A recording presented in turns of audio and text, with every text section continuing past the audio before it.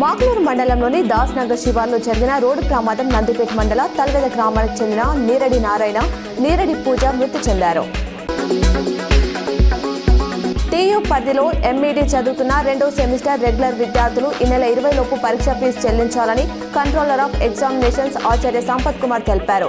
అపరాధ రుజుంతో ఈ నెల 22 వరకు చెల్లించవచ్చన్నారు. పరీక్షలు అక్టోబర్లో నిర్వహించనున్నట్లు వెల్లడించారు. దరఖాస్తులను సంబంధిత కళాశాలలు ఈ నెల 25వ తేదీలోపు యూనివర్సిటీలో అందజేయాలన్నారు.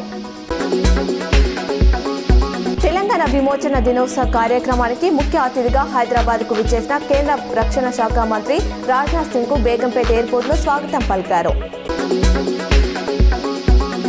మాక్లూరు తహసీల్దార్ కార్యాలయంలో ప్రజాపాలన దినోత్సవం సందర్భంగా తహసీల్దార్ ఆకుల శేఖర్ జాతీయ జెండా ఆవిష్కరించారు. ఈ కార్యక్రమంలో revenue officer Steffi, surveyor Kishan సిబ్బంది పాల్గొన్నారు. పాల్కొండ మండలం కిసాన్ నగర్లో బుధవారం ప్రజాపాలన దినోత్సవం నిర్వహించారు. సచివాలయ కార్యదర్శి రేణుకాదేవి జాతీయ జెండా ఎగురవేశారు.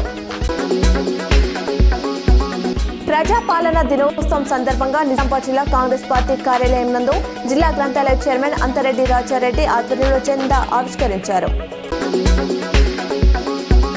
ఎడపల్లి మండలంలో బుధవారం ప్రజాపాలన దినోత్సవాలు ఘనంగా నిర్వహించారు. తహసీల్దార్ కార్యాలయంలో ఎంఆర్ఓ దత్తాత్రేయ, మండల పరిషత్ కార్యాలయంలో ఎంపీడీఓ శంకర్ నాయక్ జాతీయ జెండాను ఆవిష్కరించారు.